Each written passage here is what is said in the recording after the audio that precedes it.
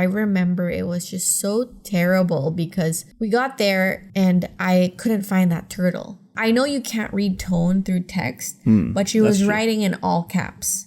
Like, so you kind of have an idea. Yeah. I want my turtle. She's not happy. Yeah, she's not happy. She probably had some narrative in her head where she thought you were trying to scam her or something like that, right? Good day. Welcome to Mistakes Are Made, which is my little podcast with my husband, Patrick. Hello. And here I am just talking about mistakes that I've made in the past and how I overcame it and what I've learned.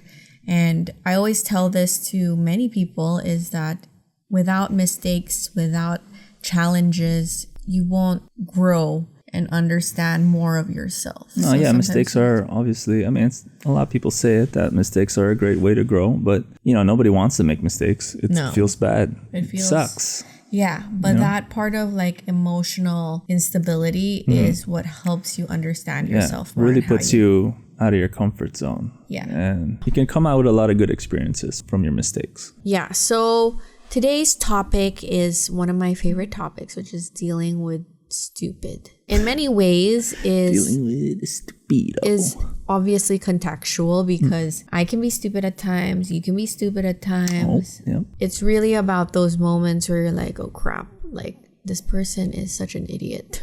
And like, how do you overcome and deal with and handle your emotions when you're dealing with somebody like that?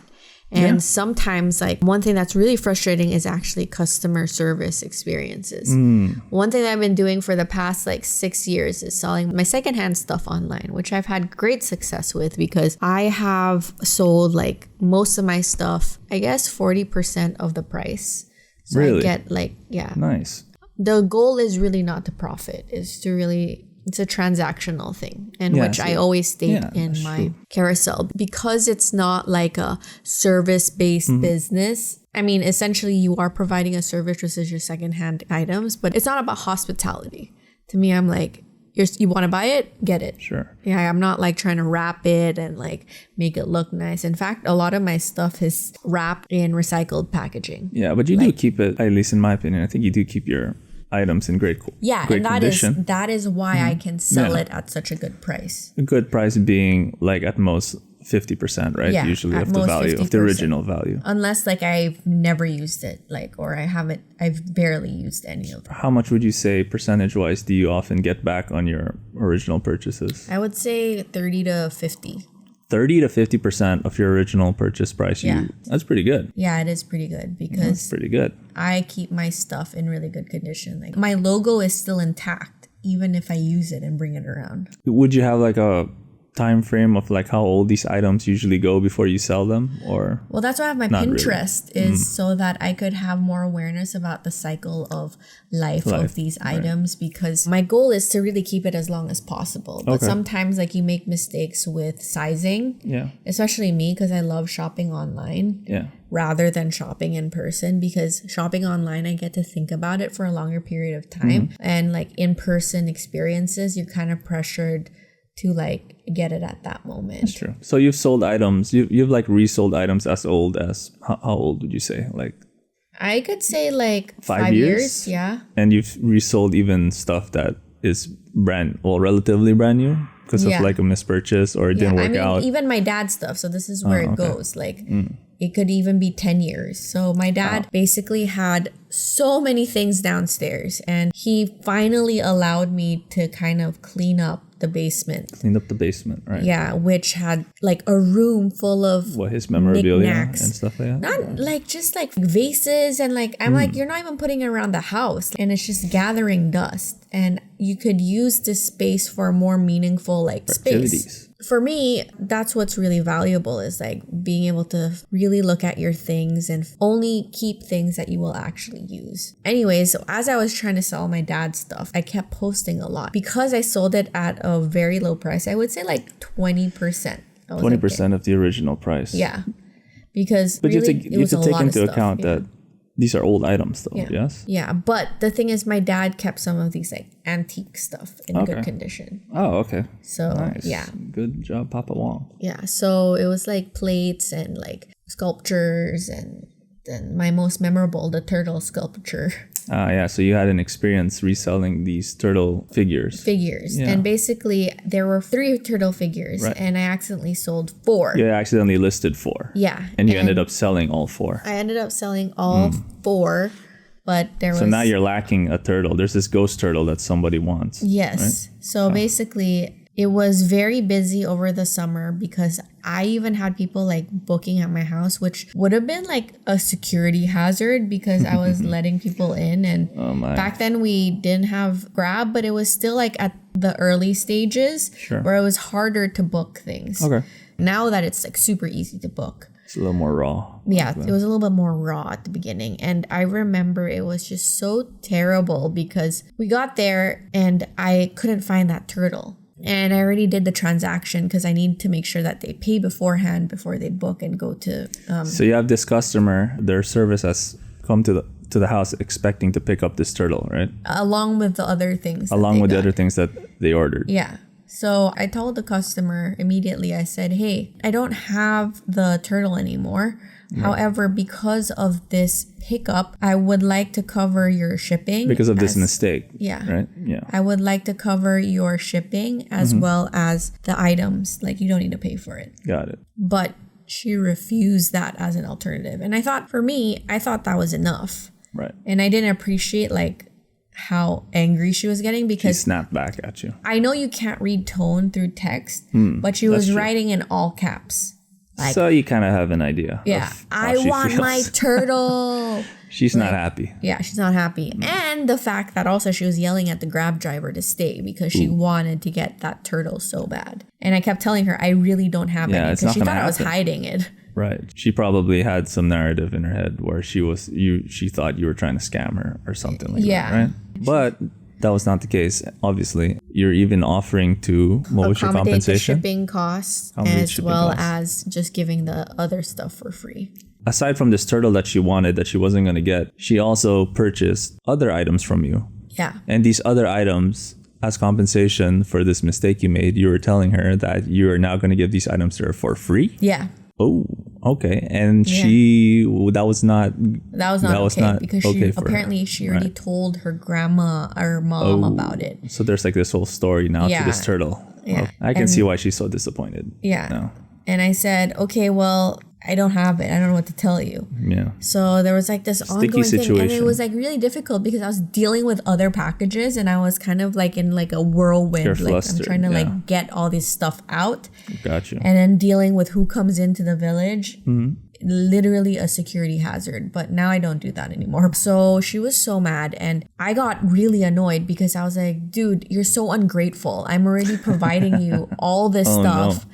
And I was upset and I think I just told her like, no, like I'm not doing this. And she was demanding for an apology. Yeah. I was gonna apologize until she was rude. Ooh, sorry, and to lady. me, like, I was like, dude, you're being rude. I'm already providing you all of this.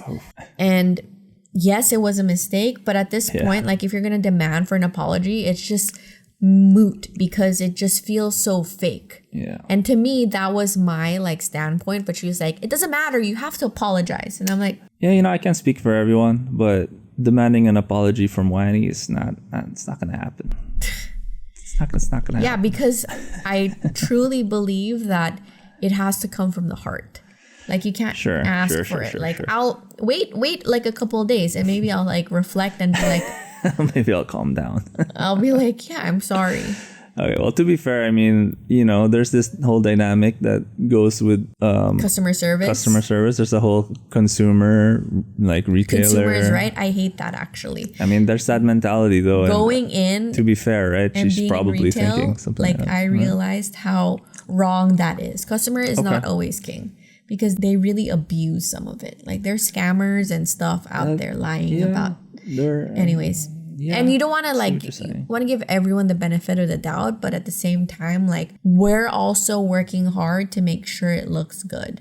So anyway, I was working my butt off trying to sell all these things. And this girl was being so ungrateful and demanding for an apology.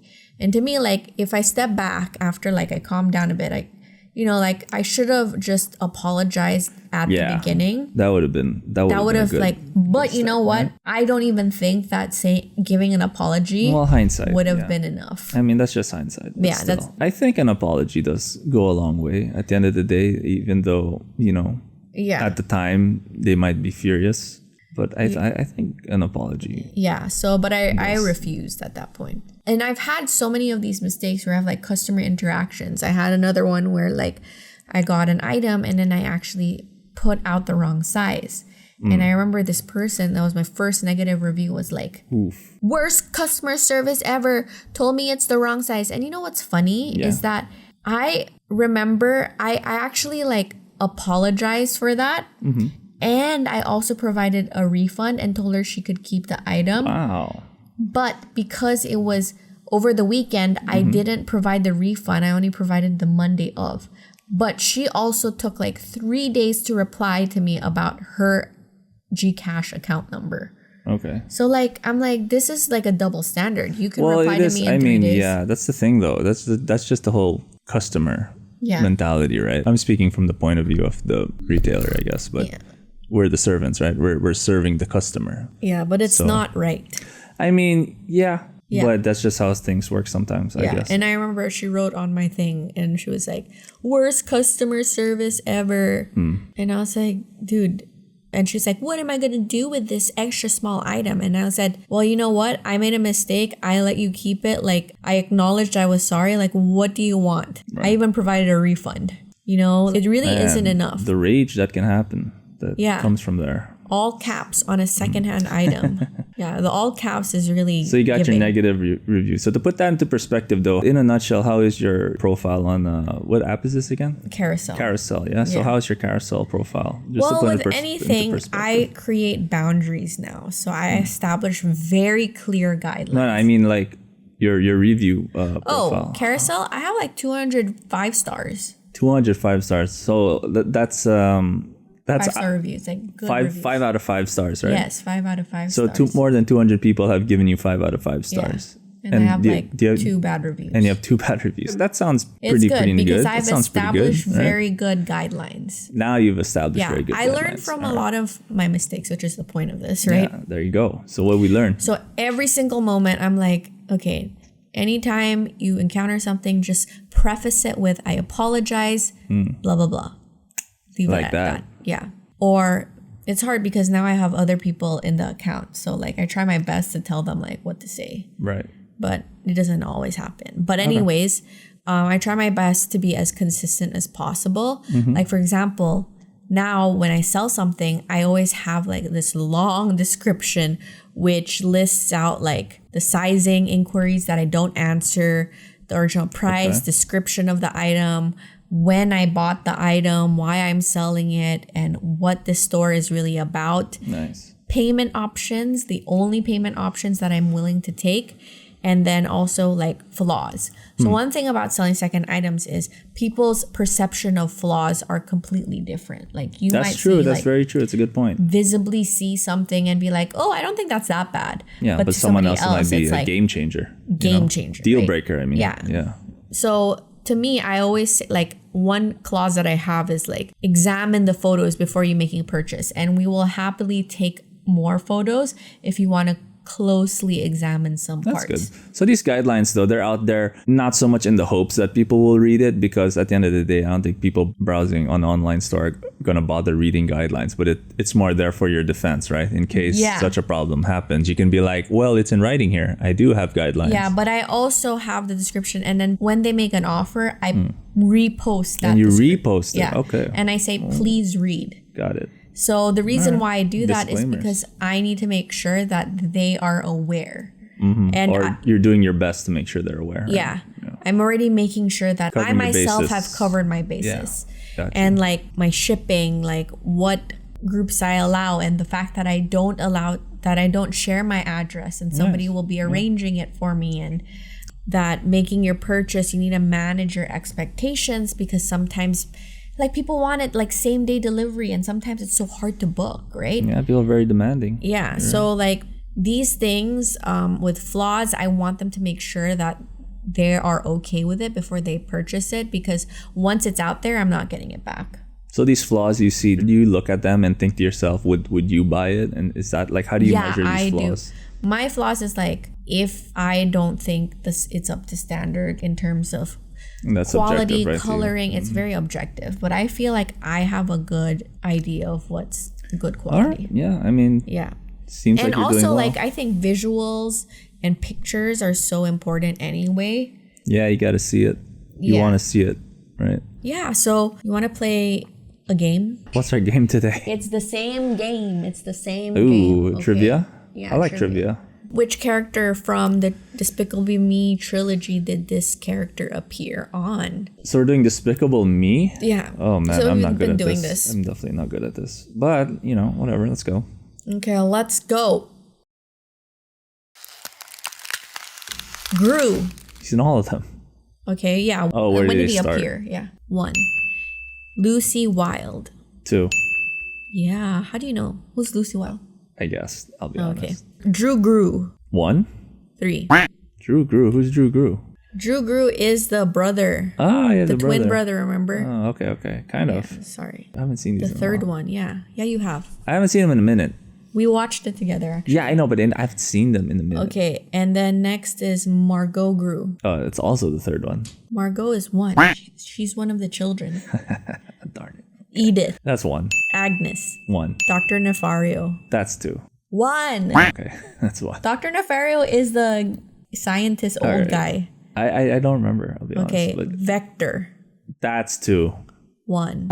What? Yeah. Fine. When they're starting to adopt, Vector is the first one. El Macho. That's 3. 2. Gosh, darn it. Silas Ramsbottom. 2. Balthazar Brat. 2. 3. Herb Overkill. That's 3. Minions. Oh, Minions came out in the first one. Yeah. Which movie did Fritz appear in? Fritz. Second one? 3rd. Kevin, the Minion. Oh, Kevin's from the movie. Yeah. Kyle, Gru's pet dog. I guess the first one. Yeah. Nice. Miss Hattie. Second one. First. Floyd Eagleson. The second movie. 3rd. Anti-Villain League. The first? Second? Yeah. Okay, come on. All right, you failed. I didn't do well this one. Okay. I mean, it's been a while. Despicable Me. I know, it's been a while since I've seen Despicable Me, man. Okay, so there's this thing on Carousel where they call like people joy reservers. Joy reserver. Yeah, that's like their favorite comment. Like once they want to give you a 1-star, they'll call you a joy reserver. So basically people reserve, right? Sure. And then like they don't respond back.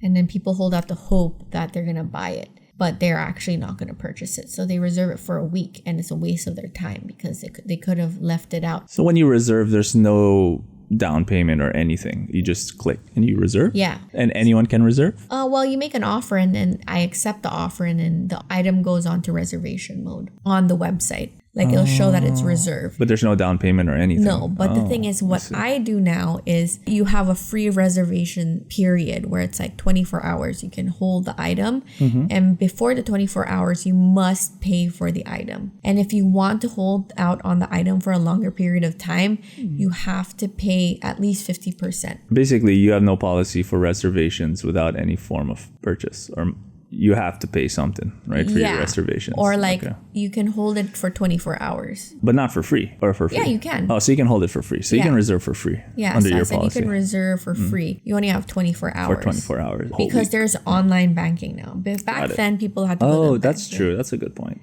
Yeah, so I said, like, it's not like it's going to take forever. There's Gcash, there's BPI, there's so many modes of payment. We're upgrading. Okay. Yeah, so I've set all these things, like, joy reserving is not a thing for me because when they don't reply within 24 hours, I even notify them saying that, like, hey, this item's unreserved already. Right. Yeah, like, if you want it, next time you want it again, if it's unreserved, you can pay for it. Yeah, so again, setting these boundaries and standards to maintain your peace of mind is what really helps shape my understanding of how to deal with a variety of people and personalities. That's good. So you've been dealing in this environment for how long now? Like how many I would say like since I started YouTube like in 2016. Wow, so like 8 years. Yeah. You've been dealing with this environment. Yeah, I started selling really early. That's I'm cool. a part of like the carousel like book. Nice, and you've been getting good reviews. So on the other end, how would you rate the customers then as a whole? You know, your experience dealing with customers as a whole. I know you were talking of these certain like very specific cases where people were not very good, but as a whole, you know, how's the customer? I think people are very impatient. Okay. I think that they expect immediate like response, and I think they forget that Carousel is a secondhand app. You're not profiting. True. And that like it takes time. Like they're like, okay, well, it's like they're the only person that I'm selling to. Gotcha. Or that's the only thing I'm doing. Like if I reply an hour later, you'll get question marks like, hello? Oh my God, I absolutely hate And is that very common? Is it very common too? Very common. Oh, so that's actually very, these aren't just, you know, certain No, it's not one-time things. People are generally very impatient. Oh, okay. Yeah. That's interesting. And do you think that's because we're dealing with secondhand items? I think there's a scam culture which makes people paranoid, and I don't think people know how to deal with their emotions of like, maybe I need to like... Yeah, especially on a secondhand side. Yeah. I guess they've probably had bad experiences or have heard of bad experiences, right? But so the thing is like, if you're gonna deal with secondhand items, you need to like do your research first. That's true, like, due diligence. Has that person sold more than one item? Are there bad reviews? Yeah, this is why I guess the reviews are very important. Yeah, exactly. Yeah, and seeing pictures and stuff like that. Yeah, so I already do all that. Covered by your guidelines. Yeah, my guidelines already do everything. There you go. That's why, guys, setting clear boundaries and just establishing what you need to maintain a good like rapport with people, then you need to have your boundaries. There you go. And apologizing off the bat. It depends. It's situational. I think for me, out of that, like I still don't believe that customer is king. I believe that customer can be right, but to some extent you need to also be kind. Yeah. Like you can't just be yelling at the... It's true. I mean, they're all human, right? You could be having a bad day. Yeah. You don't know. Yeah. And that's where I also learned, like, I really try my best to, like, when I'm talking to customer service agents now or, like, service staff, is that I'm very, very careful with, like, understanding that they have no control over some of they're not the boss. They're just... frustrating things that I deal with on a daily. They're the employees. They're not in charge of the guidelines. That's you. Okay, so yeah, that really wraps up our dealing with estupidos. Yeah, dealing with ratchet people, pretty much. Just people, and living with one. Yeah, yes. You. Yes. Yeah, me. I'm just joking. Definitely. That's why you get so experienced. I got the guidelines here. Yeah, you have guidelines. You have standards. Follow them. Yes, boss. Just joking. Okay, we're a bit more flexible here. Yeah. Okay. Anyways, that's it. Thanks for watching. Or listening. Bye-bye. Thank you. Bye-bye.